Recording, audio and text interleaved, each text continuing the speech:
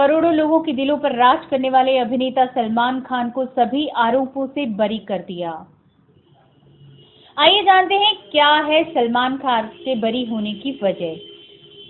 Court ने सलमान खान के खिलाफ पेश किए गए सबूतों को पर्याप्त नहीं माना। अदालत ने कहा कि इन सबूतों के आधार पर सलमान खान को दोषी नहीं ठहराया जा सकता। कोर्ट ने सुनवाई करते हुए हादसे के वक्त फुटपाथ पर सो रहे नूरुल्लाह की मौत सड़क हादसे में हुई थी, न कि क्रेन से सलमान खान की कार उठाते वक्त। कोर्ट ने इस बाबत सलमान को 25,000 रुपए का बॉन्ड भरने के आदेश दिए। केस की सुनवाई करने वाले जस्टिस A.R. जोशी ने कहा कि मामले की सुनवाई गलत तरीके से की गई। इस केस में उन्होंने सेशन कोर्ट की सुनवाई को सही बताया। इस मामले में अभियोजन पक्ष अदालत में सलमान खान के खिलाफ लगे आरोपों को सही ढंग से साबित करने में नाकाम रहा, जिसका फायदा भी सलमान को मिला। कोर्ट ने सुनवाई के दौरान दस्तावेजों में दर्ज कांस्टेबल रविंदर पाटिल के बयान को नकार दिया। कोर्ट ने कहा कि इस बयान पर भरोसा नहीं किया जा सकता। बाद में कोर्ट ने सलमान की मौजूदगी में ही फैसला सुनाया। इस तरीके से 13 साल बाद आखिरकार कोर्ट अदालत ने सलमान खान को सभी आरोपों से बरी कर दिया। At the end of the day, it's a professionally satisfying outcome for me, and obviously, so far as the client is concerned, it's a great relief after 13 years of journey that he has gone through. The court has held in his favor on all the issues that have been raised. So we are very glad with the outcome at the end of the day. So the procedure of the law is that when a person is acquitted, the law requires him to execute a bond in case the other side wants to go in appeal. So that formality is in progress right now. He will execute the bond in a little while. So his passport will be returned? And the passport is also to be returned back to him. So what was this about his presence being, was it really necessary? So there is an amendment to the law in 2009 which requires him to execute a bond even if he is acquitted. Baahubali Purvanchal के माफियाओं की ताकत बन गया था मुन्ना बजरंगी। जुर्म की दुनिया हो या राजनीति के गलियारे, सभी जगहों पर बाहुबलियों का असर और दखल रहा है। यहाँ तक कि सत्ता से जुड़े लोग भी इनके प्रभाव से नहीं बच सके। उत्तर प्रदेश और बिहार से कई ऐसे बाहुबली निकले हैं जिनके नाम का सिक्का कई राज्यों में चला, लेकिन इसी पीछे एक नाम ऐसा भी था जो बाहुबलियों की ताकत बनकर सामने आया। वह नाम है मुन्ना बजरंगी का। मुन्ना बजरंगी का असली नाम तेज प्रकाश सिंह है। इसका जन्म 1967 में उत्तर प्रदेश के जौनपुर जिले में कोरेदयाल गांव में हुआ था। उसके पिता पारसनाथ सिंह उसे पढ़ा लिखा कर बड़ा आदमी बनाने का सपना सजोए हुए थे, मगर प्रेम प्रकाश उर्फ मुन्ना बजरंगी ने उनके अरमानों को कुचल दिया। उसने 5वीं कक्षा के बाद पढ़ाई छोड़ दी। किशोर अवस्था तक आते ही उसने ऐसे शौक लग गए जो जुर्म की दुनिया में ले जाने के लिए काफी थे। पूर्वांचल में अपनी साख बढ़ाने के लिए मुन्ना बजरंगी 90 के दशक में पूर्वांचल के बाहुबली माफिया और राजनेता मुख्तार अंसारी के गैंग में शामिल हो गया। ये गैंग मऊ से संचालित हो रहा था, लेकिन इसका असर पूरे पूर्वांचल पर था। मुख्तार अंसारी ने अपराध की दुनिया से राजनीतिक में कदम रखा और 1996 में समाजवादी पार्टी के टिकट पर मऊ से विधायक निर्वाचित हुए। इसके बाद इस गैंग की ताकत बहुत बढ़ गई। मुन्ना सीधे पर सरकारी ठेकों को प्रभावित करने लगा। वे लगातार मुख्तार अंसारी के निर्देशक में काम कर रहा था।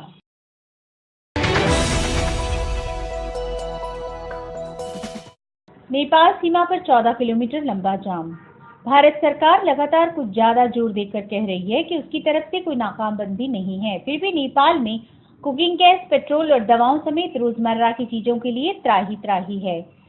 सोनोली बॉर्डर पर खड़े होने पर भारतीय विदेश मंत्री सुषमा स्वराज के छान कूट कर दिए बयानों के निहात नजर आने लगे हैं।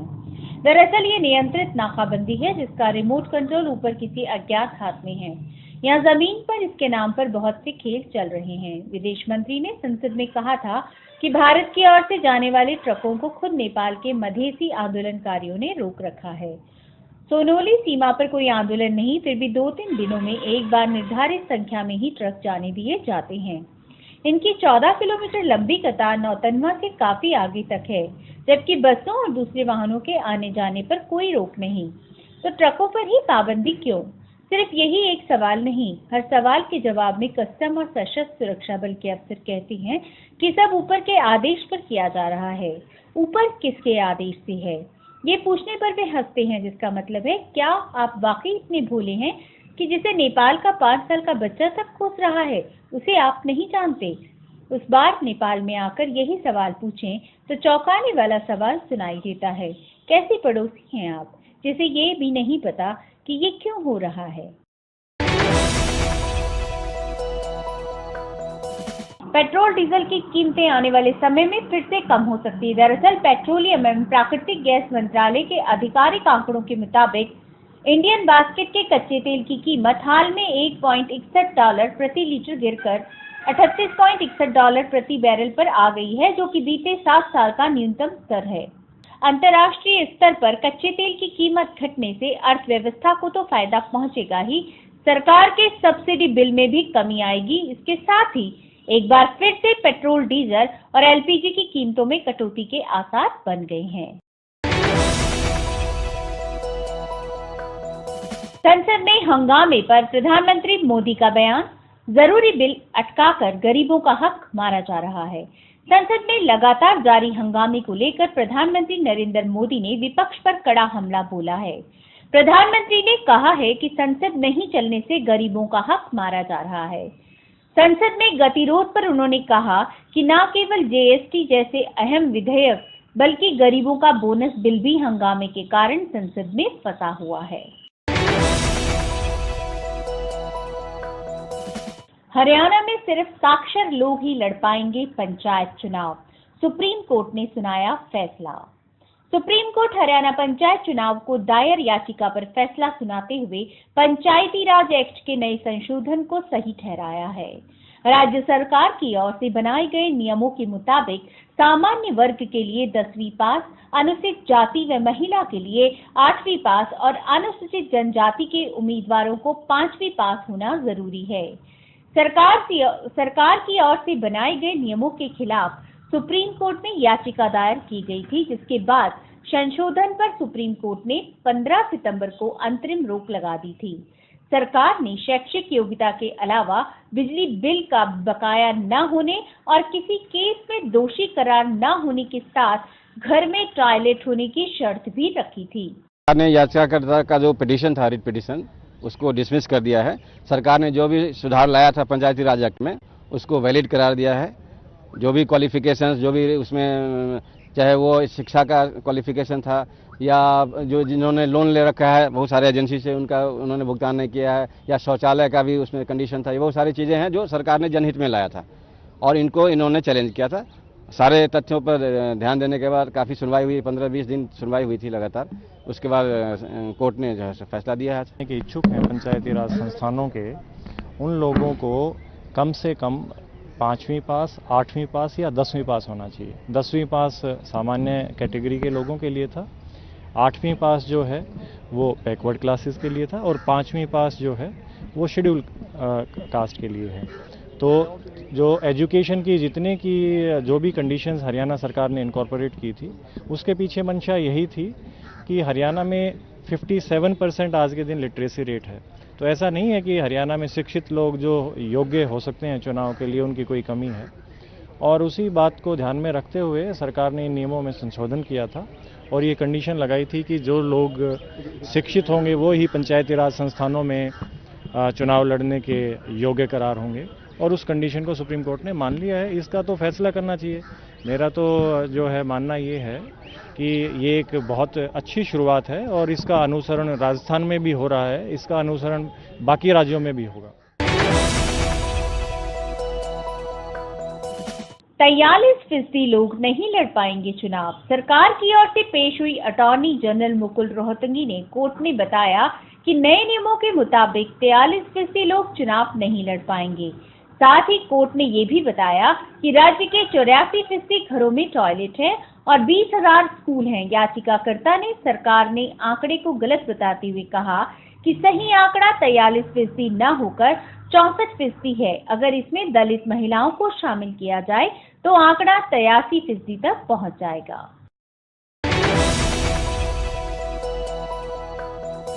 भारत पाक में समग्र वार्ता का रास्ता खुला। संसद में आज बयान देंगी सुषमा स्वराज। भारत की विदेश मंत्री सुषमा स्वराज अपने पाकिस्तान दौरे को लेकर गुरुवार को संसद में विस्तृत जवाब देंगी। गौर हो कि सुषमा स्वराज 2 दिन का पाकिस्तानी दौरा पूरा करके बुधवार रात लौट आई हैं।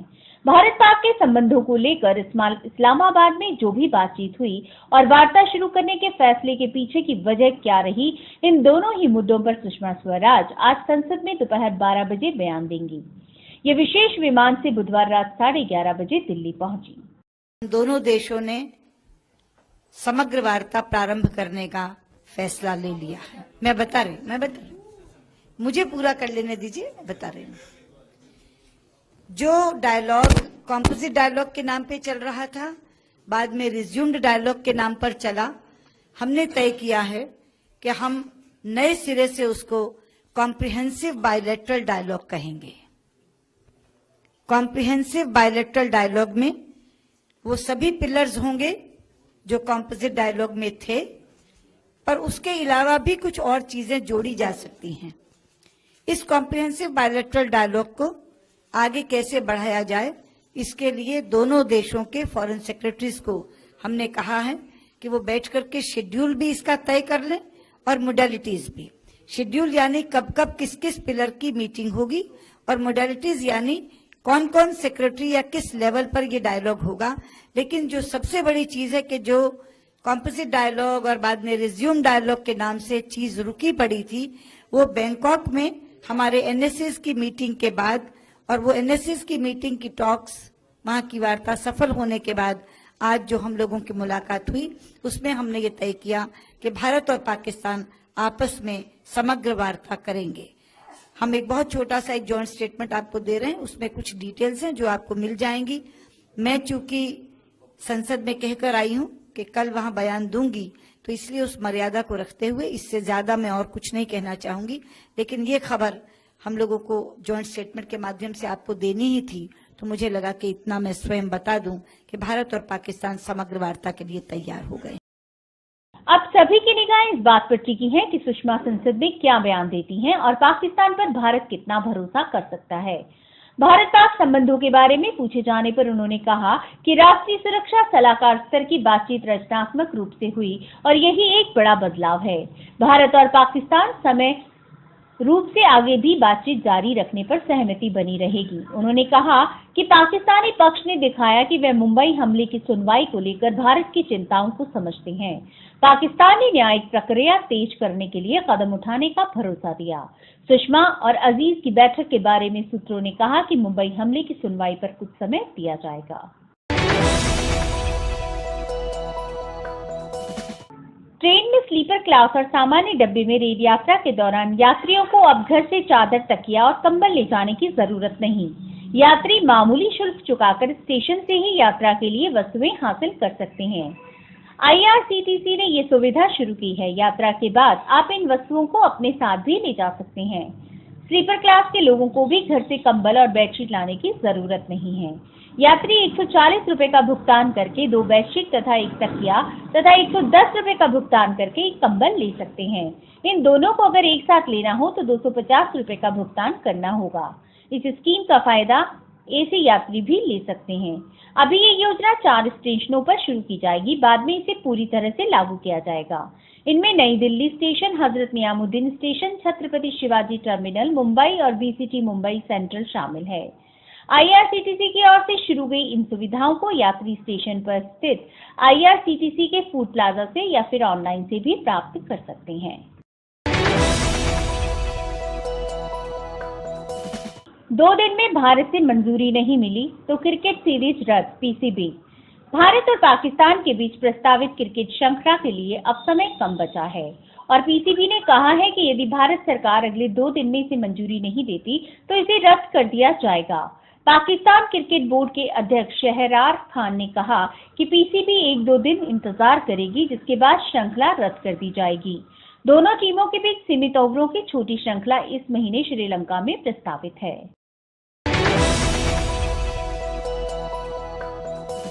वर्ष 2002 के हिट एंड रन केस में बॉम्बे हाईकोर्ट गुरुवार को अपना फैसला सुना सकती है। इस केस में अभिनेता सलमान खान को 5 साल की सजा होनी चाहिए या नहीं, इस बात पर बॉम्बे हाईकोर्ट आज अपना फैसला सुनाएगी। गौर है कि इस मामले में बॉलीवुड अभिनेता सलमान खान आरोपी हैं।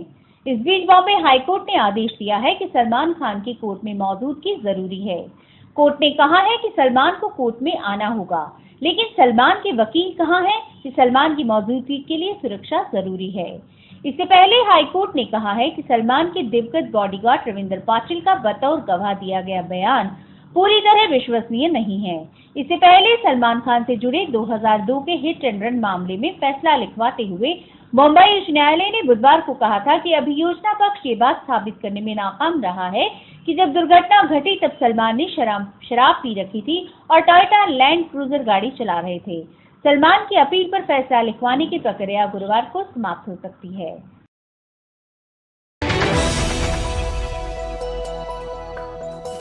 दिल्ली के मुख्यमंत्री अरविंद केजरीवाल ने कहा है कि सम और विषम संख्या की कारों के नियम के लिए कारपूलिंग ही एकमात्र उपाय है और इसके लिए एक कारपूलिंग ऐप भी लॉन्च किया जाएगा। केजरीवाल ने कहा कि दिल्ली में पिछले 1 महीने में प्रदूषण के स्तर को देखते हुए इसे कम करने के लिए हमें कुछ उपाय करने जरूरी थे। उन्होंने कहा कि इससे निपटने का एकमात्र व्यवहारिक उपाय कारपूलिंग है। केजरीवाल ने कहा कि अगर किसी एक मोहल्ले के 3-4 लोग इसके लिए समन्वय कर लें तो नए नियम का पालन करने में कोई समस्या नहीं होगी।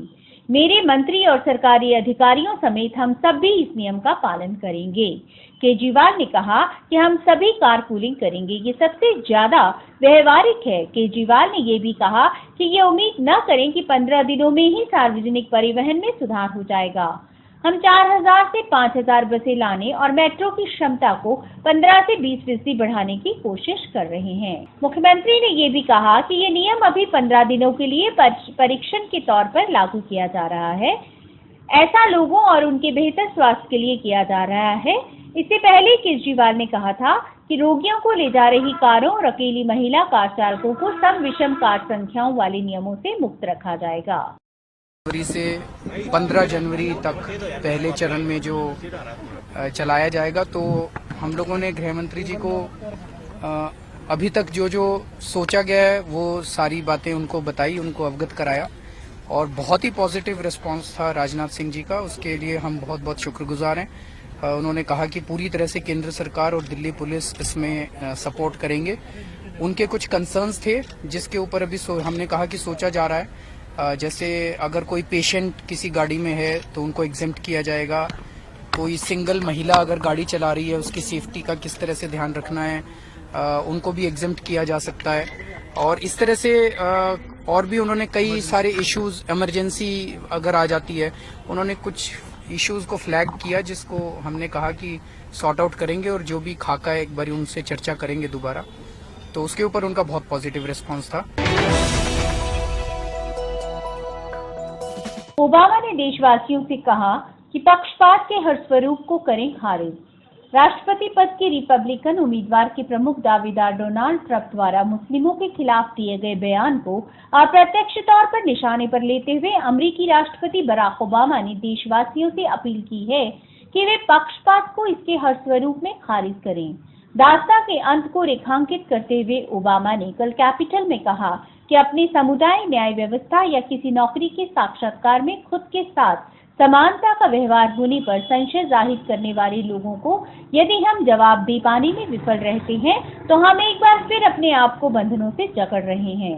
अगर हम पक्षपात के हर स्वरूप को नाकाम करने में विफल रहते हैं तो ये बीते दौर में किए गए प्रयासों के साथ हमारा विश्वासघात होगा।